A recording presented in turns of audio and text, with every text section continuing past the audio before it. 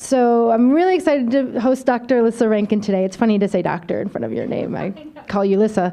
But I met Lissa through a mutual friend, and last year when I met Lissa, she talked about this book that was coming out, and it's all about her research and the medical world that she comes from. So this is the book, Mind Over Medicine. It's available here as well for anyone looking to purchase. But first, a little bit about Dr. Rankin. So Dr. Rankin is a mind-body medicine physician, founder of the Whole Health Medicine Institute training program for physicians and other healthcare providers, and is the New York Times bestselling author of Mind Over Medicine, Scientific Proof You Can Heal Yourself. She is on a grassroots mission to put the care back in healthcare and to heal our broken healthcare system, one doctor and patient at a time. Lissa blogs at lissarankin.com and has created 2 online communities, healhealthcarenow.com and owningpink.com. She is also the author of 2 other books, and Lissa will work on the focus in an upcoming public television special that will appear on PBS that she just finished taping, and she delivered 2 popular TEDx talks, which are available on her website. She's also on the speaking circuit with Hay House I Can Do It conferences. Lissa's work has also been featured on over 30 television shows, over 50 radio shows, and in publications such as O Magazine, New York Times, WebMD, and CNN. She's also a social networking guru, and you can follow her on Twitter and on her blog, which you can sign up for her newsletter daily. So without further ado, I will hand it over to Lissa. Thank you so much.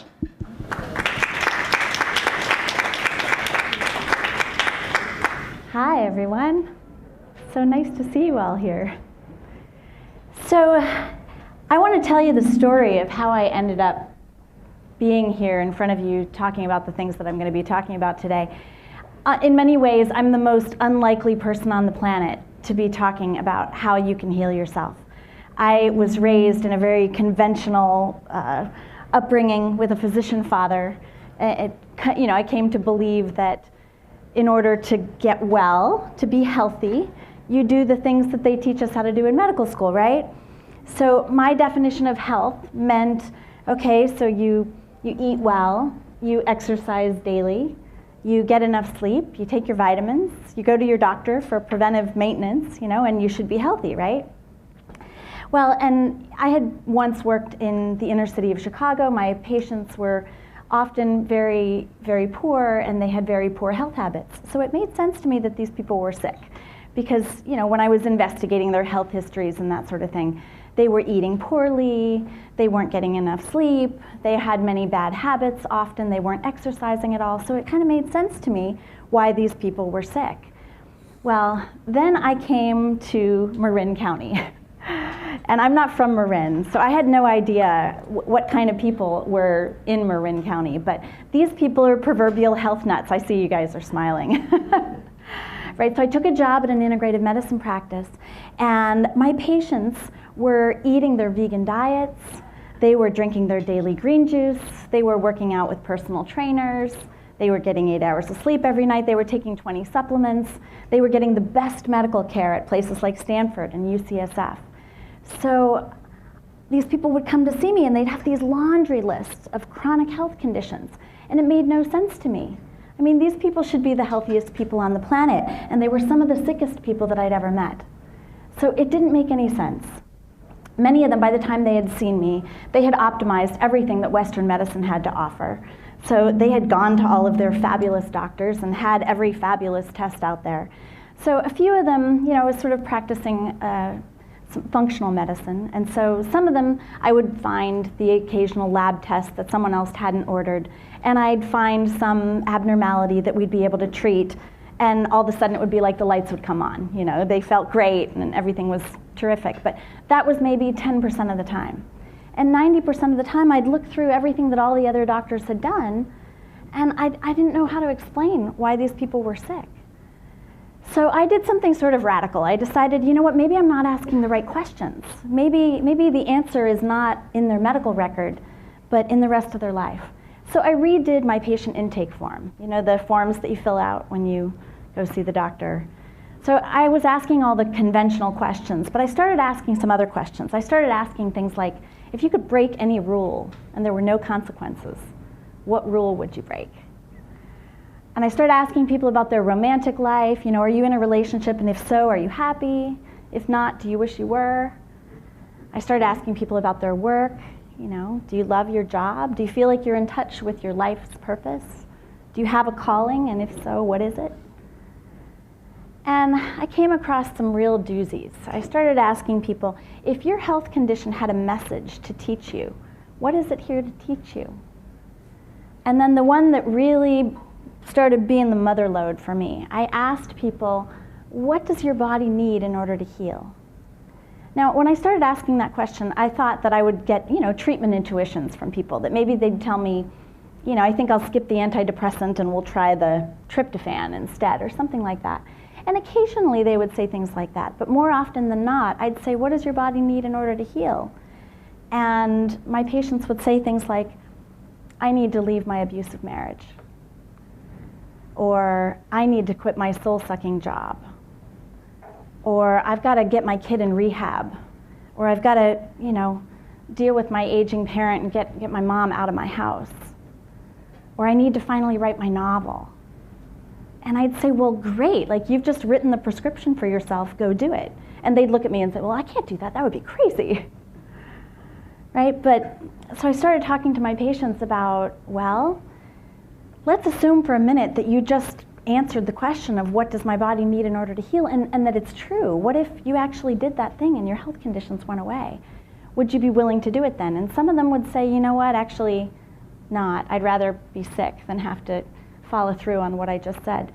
But some of my patients started getting really brave. And so I was watching these patients as they were going out into the world and sort of making these courageous choices, often from this laundry list of things that they've written out about, the answer to what does my body need in order to heal. And I started witnessing my patients having these incredible spontaneous remissions from a whole host of health conditions. So I was not giving these people any medical treatment. They had already gotten the best medical treatment out there, and they were getting better. And I couldn't explain that. That didn't make any sense to my very logical, very scientific, very academically educated doctor brain. It's does not compute. I really couldn't explain what was going on. So I started researching spontaneous remissions. This is a term that doctors use to explain patients that get better either with no medical treatment or with medical treatment deemed to be inadequate for cure. So, I started looking into this, and I came across a database called the Spontaneous Remission Project. And this is a database of over 3,500 case studies in the medical literature put together by the Institute of Noetic Sciences. And they're case studies that doctors have written up as kind of medical mysteries of people that had everything from stage 4 cancers that disappeared. There was an HIV positive person who became HIV negative. There's a gunshot wound to the head left untreated. And it wasn't just life-threatening illnesses like heart failure and kidney failure. It was, ordinary things like thyroid disease or autoimmune disorders or diabetes or high blood pressure.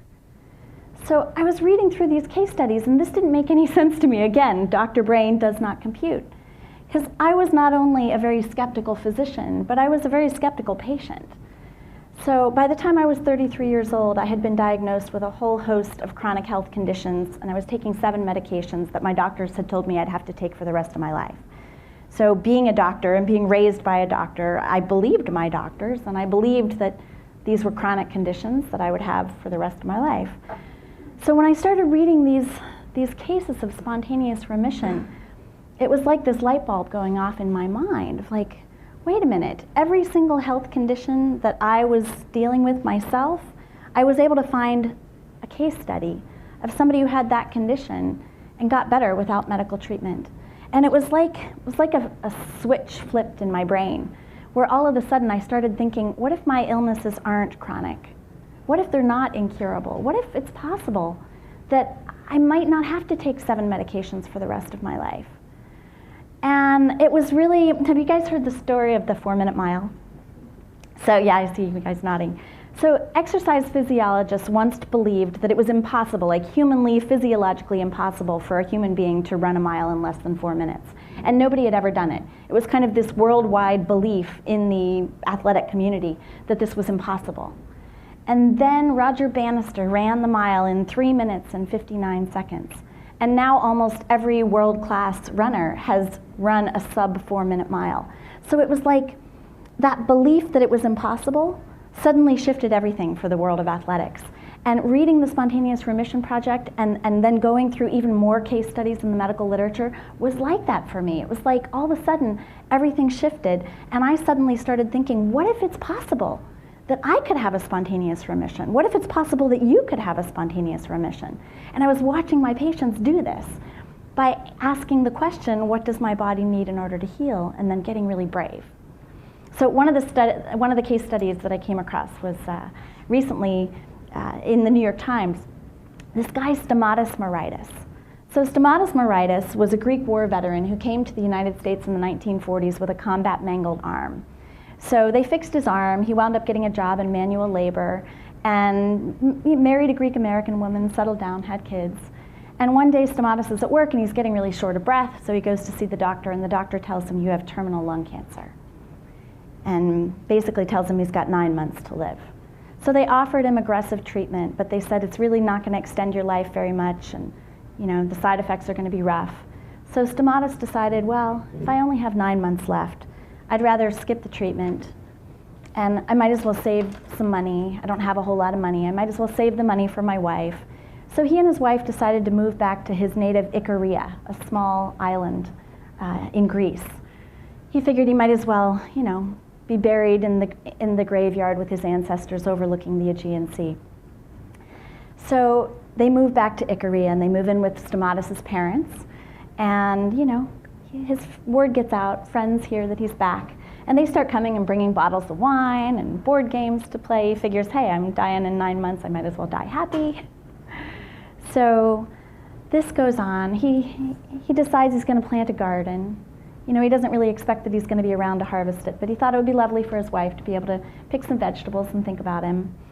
And he starts going back to the old church that he grew up in. He's, reconnected with his faith and with the people that he grew up with. So one thing leads to another, and actually the vegetables come to harvest, and he's feeling well enough to harvest the vegetables. So he decides he's going to start tending the untended vineyards on his parents' property, and he winds up making some wine. Well, long story short, that was 45 years ago, and Stomatis Moritis turned 98 years old on New Year's Day of this year.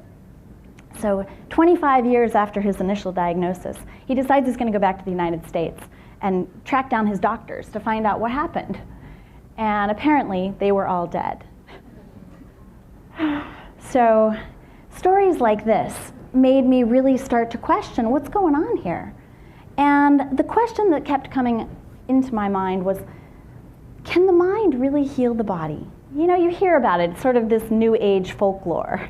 And I had read some books about mind-body medicine, and none of them seemed very well substantiated from a scientific perspective. So I was curious, I was intrigued. I mean, it's a nice idea. But, again, my skeptical brain sort of thinking, that sounds like at best wishful thinking, and at worst, just good old-fashioned snake oil selling quackery. But then I started investigating further. Is there any evidence that the mind can heal the body? And that's when I realized that the medical establishment has been proving that the mind can heal the body for over 50 years. We call it the placebo effect, right? You guys have all heard of the placebo effect. It's this thing we kind of brush under the carpet in Western medicine. We know it's there. We know that in clinical trials, when you give people a sugar pill or a saline injection, or most effectively a fake surgery, 18 to 80% of them get better. So they know they might be getting either the real treatment or this fake treatment, but they don't know which they're getting, and neither does their doctor. So on average, it's about 30 to 35% of people get better. And I certainly, as a doctor, I know about the placebo effect. It's out there, we're sort of taught about it, but nobody really explains it. What's happening when 30 to 35% of people get better from getting a sugar pill? So I started investigating the placebo effect. I thought, is it just in their minds? Are they just feeling better? But no, it's physiologically measurable. These people in these clinical trials, their bronchi are dilating. Their warts are disappearing. Their colons are becoming less inflamed. There's measurable physiological things that are happening. Bald guys getting sugar pills in the Rogaine studies actually grew hair. So it's not just in their minds, it's something physiological happening in the body. So it sort of led me down this rabbit hole of my own research, of one question after another. I found that the mind can not only heal the mind can harm the body. So there's something called the nocebo effect, which is, the evil twin of the placebo effect. Those same clinical trials where 18 to 80% of people get better from taking a sugar pill, we also have to warn those people when they're in those studies of the side effects that they might get if they're getting a real drug, right? So we tell them, here's the side effects. Well, an equally high percentage of people actually get those side effects when they're not getting the drug, they're getting the sugar pill.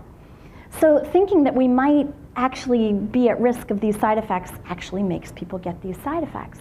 And there's much more dramatic instances of things like that.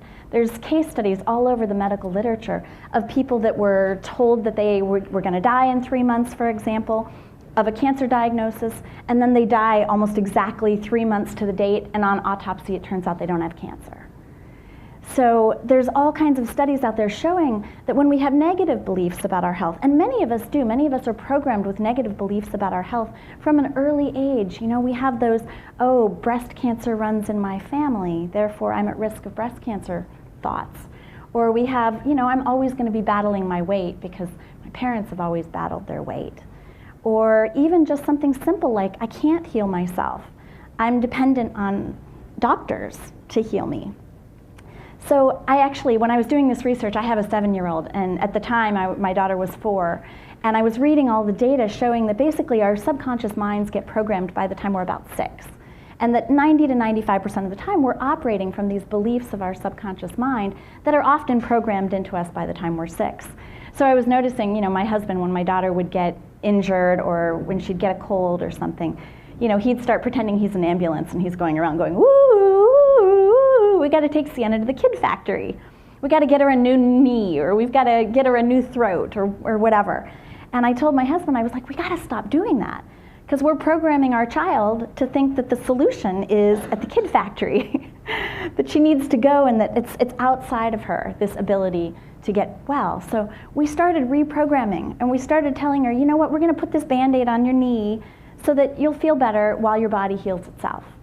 And I'm going to give you this cough syrup so that you're going to feel a little better while your body heals itself from this cold. And now she's great. I mean, she's so programmed. So people talk about being sick, and she's like, it's okay, your body knows how to heal itself. So I was reading about all of this, and I'm researching all of this, and I'm slowly getting kind of accustomed to the idea of like, oh, maybe the mind can heal the body. There's so much research, and it's all included in my book, Mind Over Medicine, Scientific Proof That You Can Heal Yourself. So I was chronicling all of this as I was going, but my skeptic brain really needed an explanation. What's happening here? How do we explain this? I needed a physiologic explanation. It's not magic. It can't be magic, right? So I started researching what explanations are out there of how the placebo effect works. And what I found is that researchers believe that some combination of the positive belief that they're going to get well, people are in this clinical trial, they're going to get the new wonder drug or the new fancy surgery or whatever. So they believe that they're getting the real treatment, and so they believe the real treatment's going to work. So it's that combination of positive belief, and then there's also this element of the nurturing care of somebody in a white coat saying, I believe this is going to help you. And we've put a lot of meaning in that. We're conditioned to believe that if somebody in a white coat says this is going to help you, that it will. So researchers believe that that combination of positive belief and the nurturing care of a healthcare provider leads to changes in the brain that are translated into the physiology of the body through a whole cascade of hormonal changes. So let me explain this for you. I'm going to give you a little neuroanatomy lesson first. So there's this part of our brain called the amygdala. And the amygdala is in the limbic brain. So this is not your thinking, rational, logical forebrain. It's the ancient lizard part of your primordial brain. And the amygdala's primary job is to keep on the alert for danger. So have you guys seen those meerkats at the zoo, the little prairie dogs? I love them. They're always sitting there, and there's always the meerkat sentry up on the mound, kind of looking around to make sure that there's not a tiger on the loose. And it's their job to signal to the whole community if something's coming, you know. So the amygdala, I like to think of as it's sort of like that meerkat, the sentry up on the mound. It's always trying to protect you. So it's always on the lookout for danger. And this is a good thing, right? Because if there's a tiger on the loose, then this is something that we need, because what happens is if the amygdala sees that there's a tiger on the loose, all of a sudden the amygdala can communicate with the hypothalamus, which communicates with the pituitary gland that talks to the adrenal gland, and all of a sudden the adrenal gland is spitting out cortisol and epinephrine. So you're now in the middle of a fight or flight response, right? So Walter Cannon at Harvard called this the stress response. And it's there to protect you. It's so that when you're in stress response and your life is in danger, your heart rate goes up, your blood pressure goes up, you get blood flow to the large muscle groups so you can outrun the tiger. So this is here to protect you, right? But the problem is the amygdala is not smart. So it can't tell the difference between there's a tiger on the loose and you're about to get eaten, or nobody loves me, or my family has a history of breast cancer, and so I might get breast cancer. Or I hate my job. Or even something simple like somebody just spilled red wine on my white carpet. As far as your amygdala is concerned, all of those are equal threats. So whenever you have a thought like that, the amygdala starts this hormonal cascade, and the body is full of cortisol and epinephrine. Now, fortunately, there's an equal and opposite reaction called the relaxation response, which is when the body is in the parasympathetic nervous system. So the fight or flight is the sympathetic nervous system. The parasympathetic nervous system is the homeostatic state of the nervous system. So in the relaxation response, all of those stress hormones go away, and the body releases healing hormones like oxytocin, dopamine, nitric oxide, endorphins. These are all hormones that help the body heal. So here's the one thing. If you get only one thing from my talk today, this is what I want you to hear. The body is beautifully equipped with natural self-repair mechanisms. We know this. They teach us this in medical school. It's in our physiology textbooks. So we know that we all make cancer cells every day. We fight the cancer cells. Our body knows how to do that. You know, we're all exposed to infectious agents all the time, right? But we fight the infectious agents. They don't make us sick most of the time. You know, the body, we have broken proteins. The body knows how to fix things like that. But here's what I didn't know until I started doing this research. The body's natural self-repair mechanisms only operate when the body is in relaxation response. So anytime your body's in stress response, those mechanisms are disabled. So that was a huge realization for me, because we're only supposed to be in stress response, you know, in emergencies. I was just driving to Munster, Indiana last week to go speak to a bunch of people at a cancer center. And all of a sudden, 2 tires on the left side of the car blew out. And the car literally almost tipped over. Just something in the road got into the tires. And all of a sudden, I noticed myself in that stress response, right? Because all of a sudden, I got to figure out how I'm going 65 on the highway. I got to get this car off safely to the shoulder, right? So this is good. My body's supposed to be in a stress response during that time. So I'm wrangling the car. I've got cortisol and epinephrine like coursing through my veins. I managed to get the car safely off to the side of the road. Now, if I were an animal, as soon as I'm safe, my amygdala would say, "You're safe now," and that stress hormone would go down. You know, the stress response would stop, because those stress responses are only supposed to last about 90 seconds after the threat is gone. But what starts happening? Right? My brain suddenly starts going like, oh no, I'm still far from where I'm speaking. And I suddenly now have 2 flat tires. I'm going to miss my speech. I'm going to disappoint the event planner. I can't even, where's my AAA card? My wallet was stolen. I don't have my AAA card. This isn't even my car. I'm driving my best friend's car. These thoughts, right? We have these spiraling stress responses. And I was really aware in the moment of like, oh, this is how it happens, right? And this is how it happens for most of us. So on average, we have about 50 stress responses per day. And people who hate their jobs or they're in difficult relationships, they probably have more like 100. And every time we have a stress response, our body's natural self-healing capacities are disabled. They don't work. So this is how the placebo effect works. When we have that positive belief that we're getting the wonder drug, and when it's delivered to us by a nurturing healthcare provider, the amygdala is calmed down. So before the person comes into the clinical trial, they're usually nervous and scared, right? Their amygdala is firing. You've got an illness. Things aren't right. Things are at risk. You know, the Lemire cat's up there. But that combination of positive belief in the nurturing care of the right kind of healthcare provider can calm the amygdala down. And all of a sudden, the body's filled with those healing hormones, and voila, the body starts to heal itself, even though all you're getting is a sugar pill. So, you know, the next question that sort of was coming into my brain was, well, we're not all in clinical trials, right? Should we all be going around popping sugar pills? Or is there some other way that we can do that we can have that same sort of placebo effect in a way that we can maybe control? So one of the things I was researching when I was looking at spontaneous remissions in patients who had had these kind of medical mysteries were these all just flukes? You know, was stomatis neuritis just lucky? Or is there something that these people were doing? Was there something proactive that they were doing? And I came across the research of Dr. Kelly Turner, who did her PhD thesis. She studied at Harvard and UC Berkeley, and she did her thesis on people who had had spontaneous remissions from stage 4 cancers. And she was interviewing these patients as well as the often alternative healthcare providers that had facilitated their healing journeys.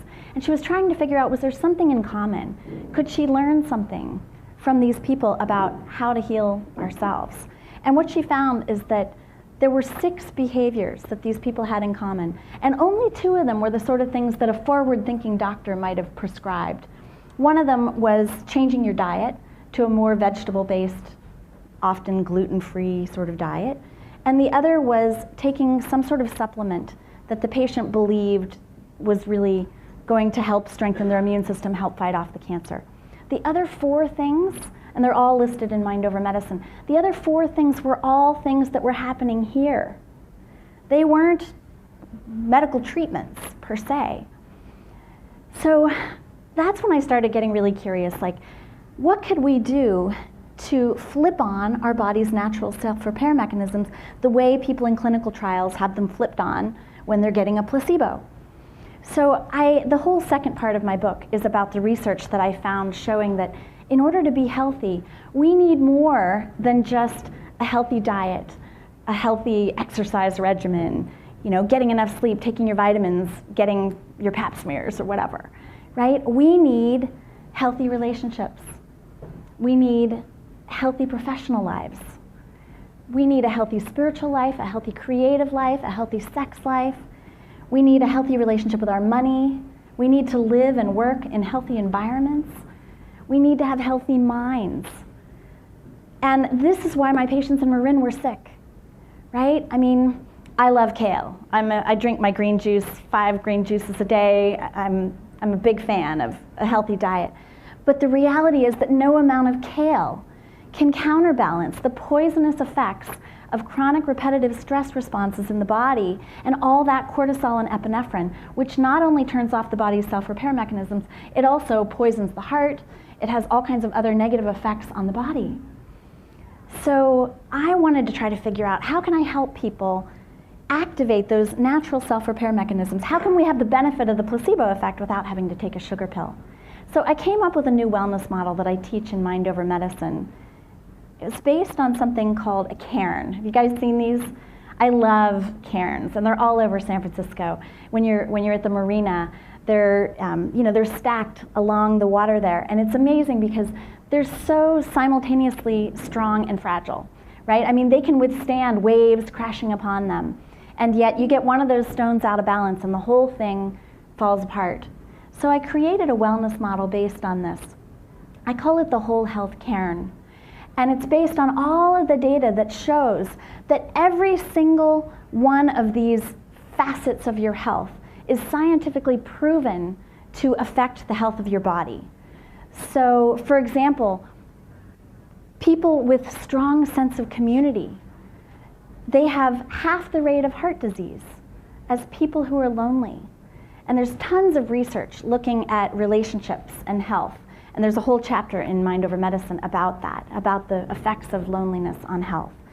So researchers concluded, after looking at all of this data, that alleviating your loneliness is more important for the health of your body than starting an exercise program or quitting smoking. But when was the last time your doctor put a prescription that said, alleviate your loneliness? Work stress is another huge thing that can trigger our stress responses and disable our natural self-repair mechanisms. In Japan, they even have a word for death by overwork. It's called karoshi. And I include in Mind Over Medicine all of the data showing how much work stress affects our physical bodies. Financial stress, same things. So many people in this country worried about money. And the amygdala cannot tell the difference between, oh my goodness, how am I going to pay my bills? And there's a tiger on the loose. So what I realized is that every stone in this whole health cairn can either trigger stress responses or it can trigger relaxation responses, right? So if you're in a loving, nurturing relationship, then that's going to fill your body with oxytocin, dopamine, nitric oxide, endorphins, these healing hormones, because the amygdala is calmed down. Whereas if you're in a stressful relationship, things aren't going well, you're going to be triggering stress responses all the time. So each one of these stones in the whole health cairn is essential to the health of our bodies. So it led me to go back to my patients and help them look at their lives. And I started teaching my patients what I called the 6 steps to healing yourself. And these are all step by step listed out in Mind Over Medicine. But based on what I learned, essentially, this is the 6 steps. Number 1 is you have to believe that it's possible. It was huge for me when I realized that my illnesses were all illnesses that at least somebody had had a spontaneous remission from. And I'm now down to half the dose of one of my 7 medications, having done this 6-step process for myself. But it all had to start with me shifting my belief. I had to believe that these weren't chronic, incurable illnesses, but that I could get better. And you all have to do the same. If there's any health conditions you're dealing with, and I'm not even talking about necessarily a diagnosis. It's, for so many people, there's this epidemic of just not really being sick, but not being vital. You know, we've sort of settled for being well. And I know I had so many of my patients in Marin were like this. They'd come in and they feel tired. You know, they're having body aches or headaches or back aches. They've lost their libido. You know, they're just not feeling, their mood is kind of in the toilet, not feeling vital. So I started thinking of health on sort of a spectrum. There's like sick people, right, where they have a diagnosis, they have abnormal laboratory tests, they have abnormal vital signs. And then there's well people who, in the medical establishment, these are the people who, you know, they have normal blood tests, they have normal vital signs, but they still don't necessarily feel great. So these people are often very frustrated because they come to doctors thinking that we're going to have the solution. And we fail them very often because what they want to be is they want to be vital.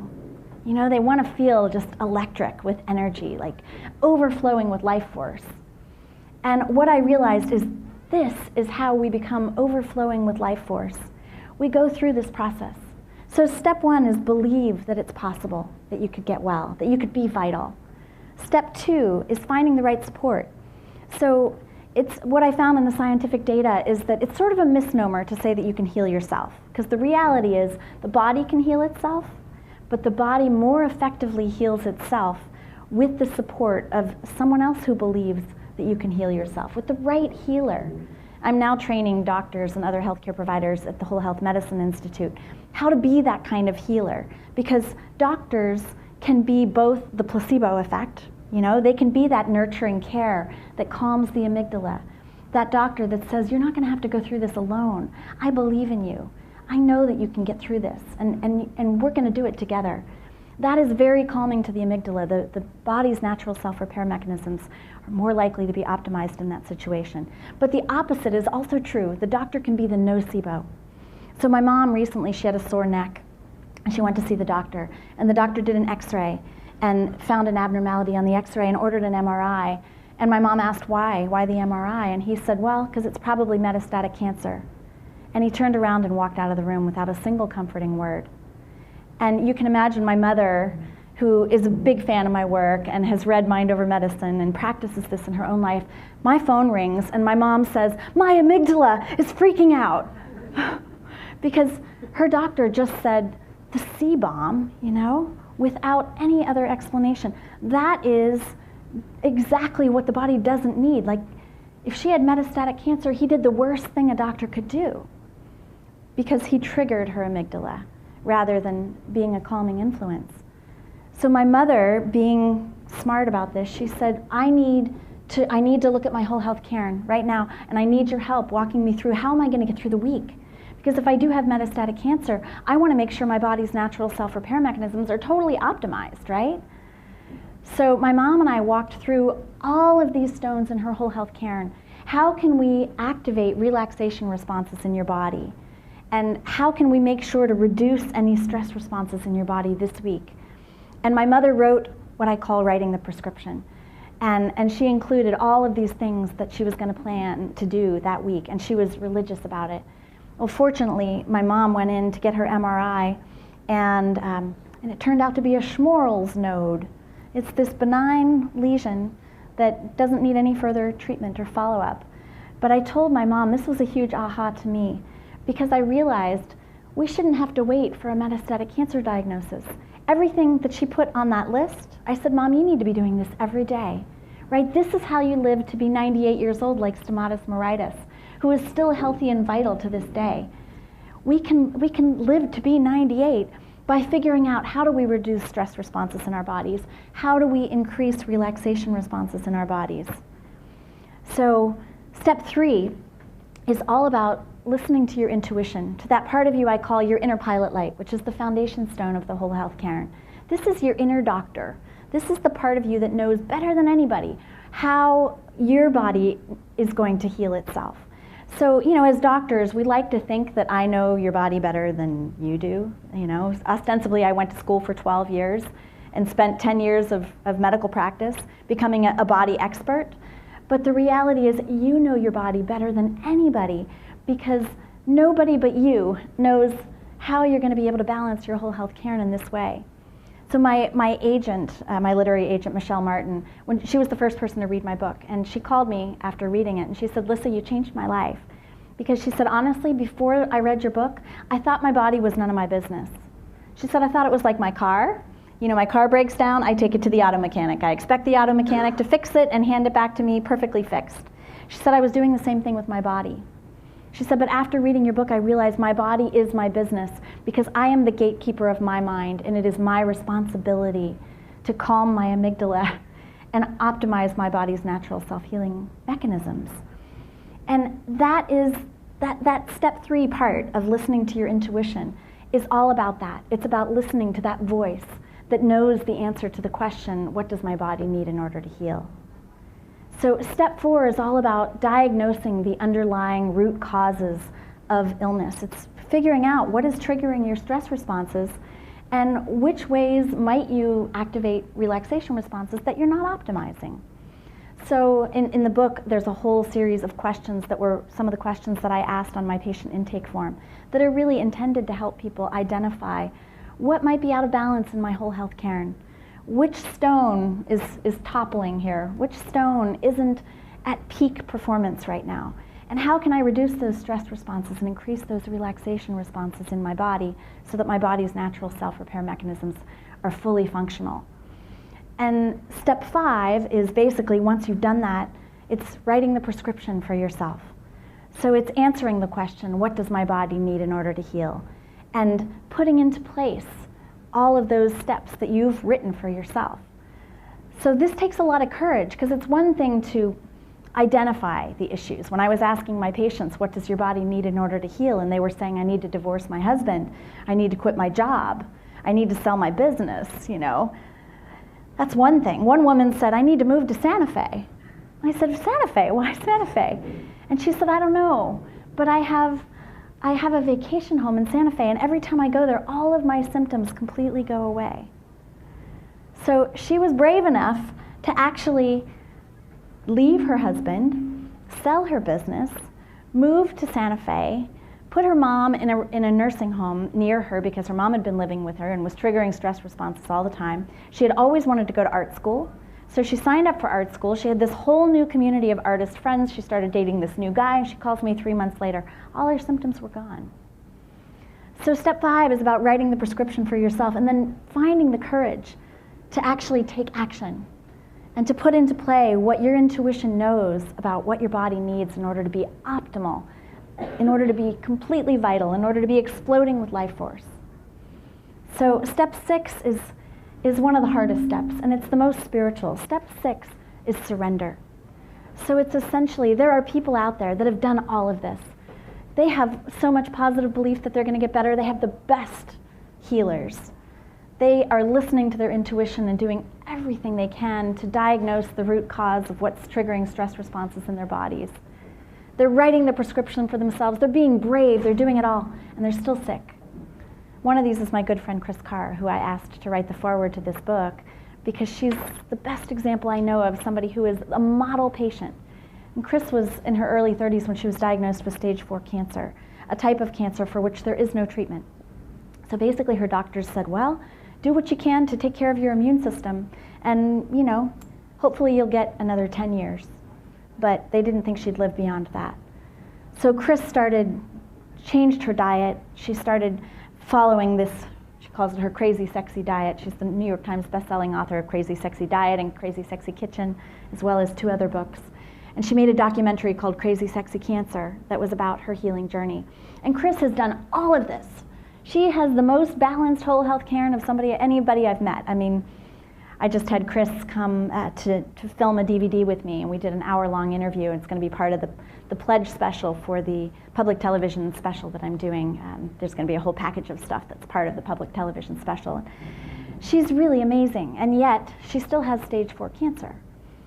So, whenever we talk about these sorts of things, it's easy for people to kind of make the leap to, well, I've done everything right, I'm still sick, I must be doing something wrong, or I must have caused my illness in some way. And I'm in no way suggesting that anybody who is sick has brought this upon themselves. I'm in no way blaming or shaming or trying to guilt somebody about an illness. It's not about that. All that does is trigger more stress responses. So step 6 is really important because we have to, at some point, accept that, maybe we're battling an illness because it's our wake-up call. Maybe the illness is something our souls chose to experience in this life so that we can learn what we're here on this earth to learn. Or maybe it's just bad luck. But there's a difference between thinking that you're a helpless victim of an illness and recognizing that your body is your business.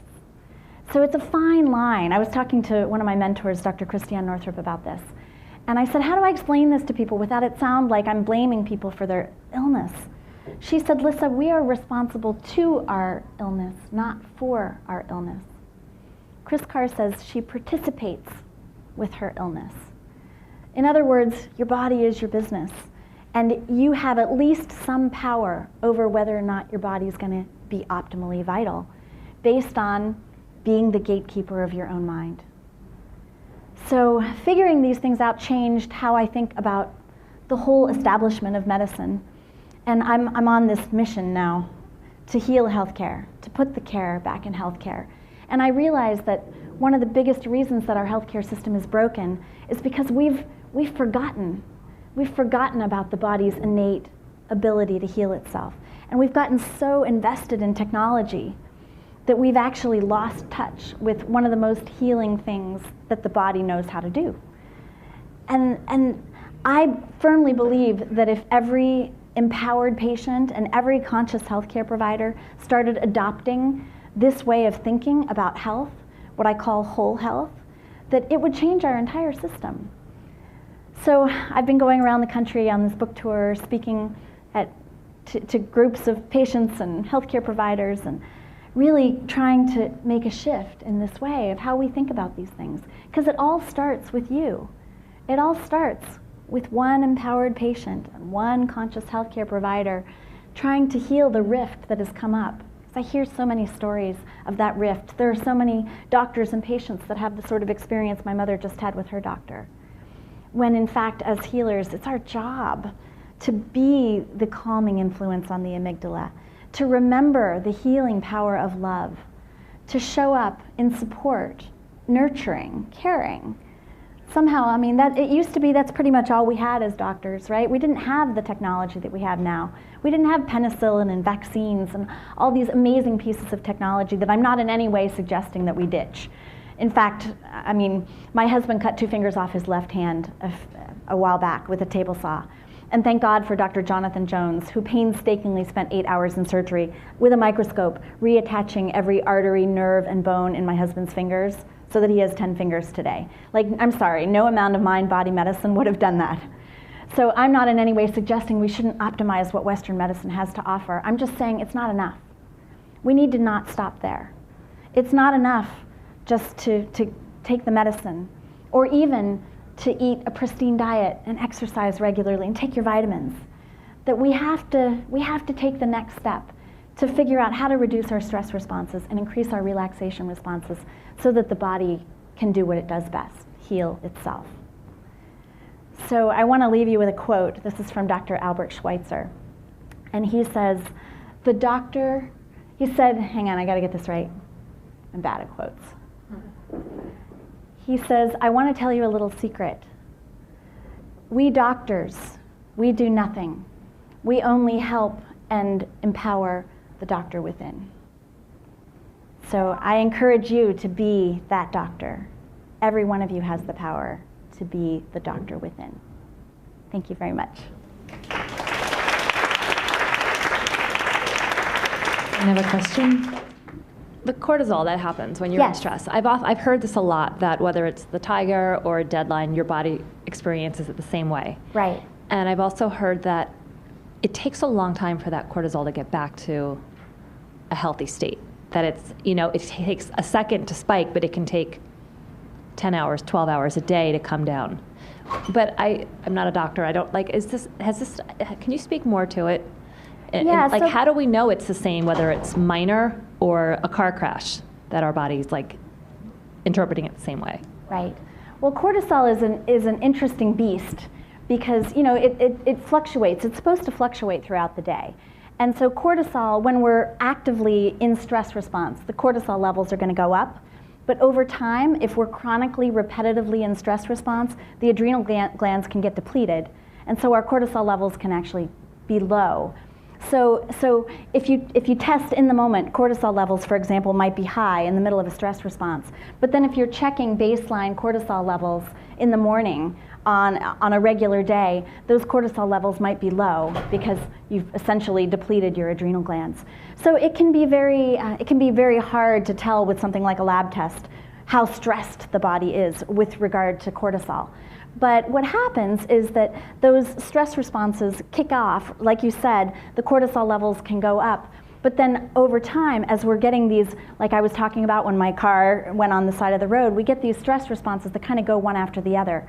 So like I said, it's supposed to only take 90 seconds. So it's possible for those cortisol levels to go right back down.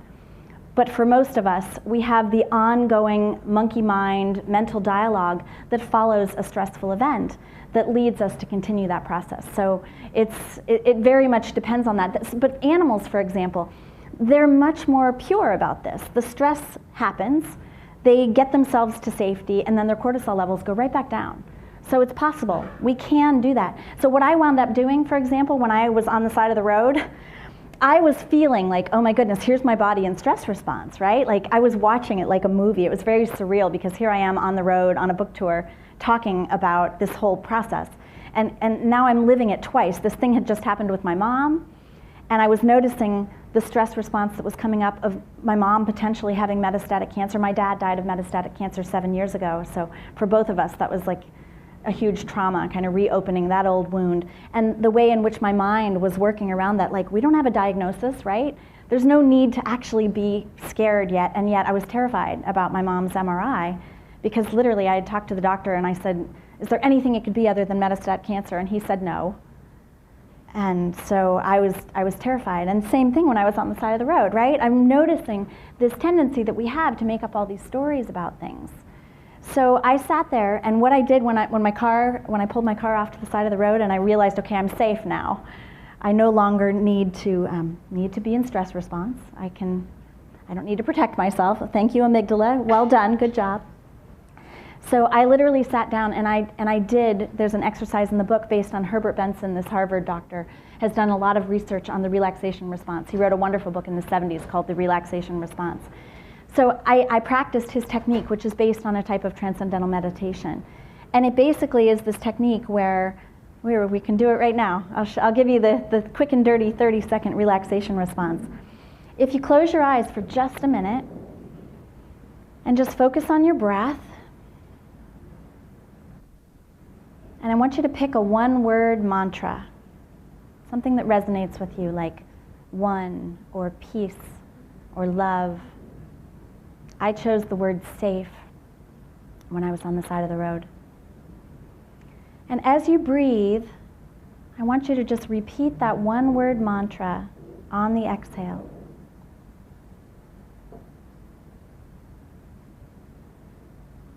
Now you may notice other thoughts coming into your mind.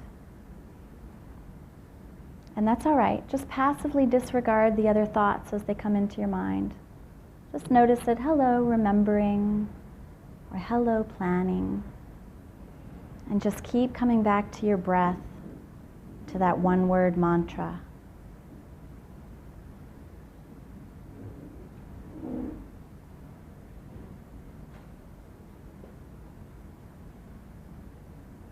All right, go ahead and open your eyes again. So if you were in one of Herbert Benson's many, many, many research studies, he would have had you do that process for 10 to 20 minutes once or twice per day. And it's been proven to aid in almost every single illness out there. He's got the data. It's clear. It's that simple.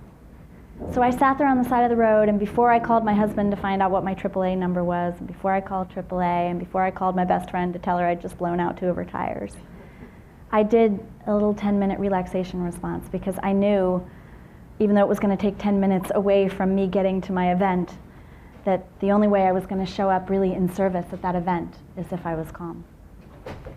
So putting ourselves into the relaxation response can be that simple. And any type of meditation works, but it's not even that. And Herbert Benson found you don't even need to close your eyes and be seated in order to do this. You can repeat this one-word mantra on the exhale while focusing on your breath and passively disregarding other thoughts that come into your mind. You can do it while you're shopping. You can do it while you're driving. You can do it while you're making dinner. And it's been scientifically proven. He puts everybody, monitors their blood levels, scientifically proven to put you into relaxation response every time if you can quiet the mind and you can calm the amygdala in that way. But there are some really easy, fun ways to put yourself into relaxation response. Laughter is a great one.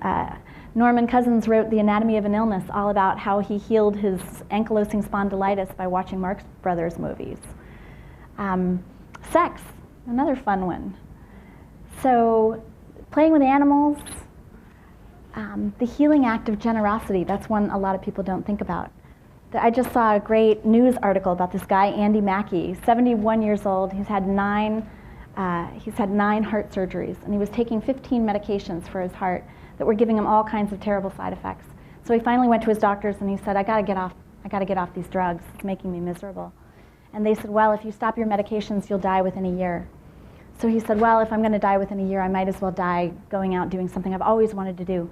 So he took the money that he was spending on those 15 medications and he bought 300 harmonicas and gave them away to kids in public schools, complete with harmonica lessons from himself. So a month later, he was still alive. So he took the same money and he bought 300 more harmonicas. And it's now been 11 years and 16,000 harmonicas later, and Andy Mackey is still alive, giving out harmonicas to kids. So we can calm our amygdalas in a whole variety of ways, and that's part of what you're going to want to write in the prescription for yourself, is how can I add more relaxation responses to my life? Thanks. Thanks a lot for coming. Thank you all. We're out of time.